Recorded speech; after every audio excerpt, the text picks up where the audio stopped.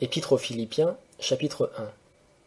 Paul et Timothée, serviteurs de Jésus-Christ, à tous les saints en Jésus-Christ, qui sont à Philippe, aux évêques et aux diacres. Que la grâce et la paix vous soient données de la part de Dieu notre Père et de Jésus-Christ notre Seigneur. Je rends grâce à mon Dieu toutes les fois que je me souviens de vous, priant toujours pour vous tous avec joie dans toutes mes prières, à cause de votre commun attachement à l'Évangile, depuis le premier jour jusqu'à maintenant, étant persuadé que celui qui a commencé en vous cette bonne œuvre en poursuivra l'accomplissement jusqu'au jour de Jésus-Christ. Et il est juste que tels soient mes sentiments pour vous tous, car dans mes liens et dans la défense et la confirmation de l'Évangile, je vous porte dans mon cœur, vous tous qui partagez avec moi la grâce qui m'est faite. Dieu m'est témoin, en effet, que je vous chéris tous d'une affection cordiale en Jésus-Christ. Et ce que je demande, c'est que votre charité augmente de plus en plus en connaissance et en toute intelligence, pour discerner la différence des choses, afin que vous soyez purs et irréprochables pour le jour de Christ, étant remplis par Jésus-Christ des fruits de la justice, à la gloire et à la louange de Dieu. Cependant, frères, je veux que vous sachiez que ce qui m'est arrivé a plutôt contribué au progrès de l'Évangile, en sorte que mes liens sont devenus célèbres par Christ dans tout le prétoire et partout ailleurs, et que la plupart des frères en notre Seigneur, étant encouragés par mes liens, osent annoncer la parole plus hardiment et sans crainte.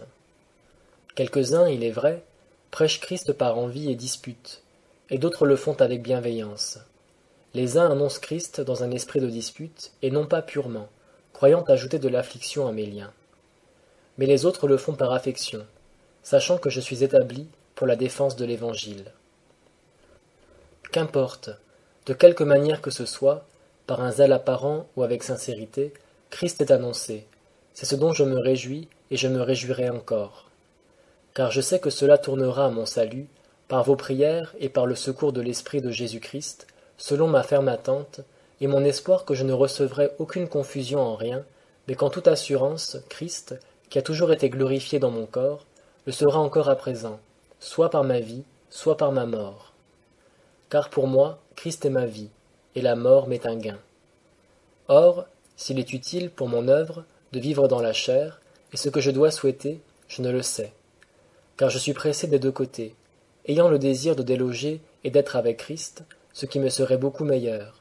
Mais il est plus nécessaire pour vous que je demeure en la chair. Et je suis pleinement persuadé que je resterai et que je demeurerai avec vous tous, pour votre avancement et pour votre joie dans la foi, afin que vous ayez en moi, par mon retour au milieu de vous, un sujet de vous glorifier pleinement par Jésus-Christ. Conduisez-vous seulement d'une manière digne de l'Évangile de Christ, afin que, soit que je vienne vous voir ou que je sois absent, j'entende dire de vous que vous persistez, dans un même esprit, à combattre avec une même âme pour la foi de l'Évangile, sans vous effrayer en rien des adversaires, ce qui est pour eux une preuve de perdition, mais pour vous de salut, et cela de la part de Dieu. Parce qu'il vous a fait la grâce, à cause de Christ, non seulement de croire en lui, mais encore de souffrir pour lui, en soutenant le même combat où vous m'avez vu et où vous apprenez que je suis encore.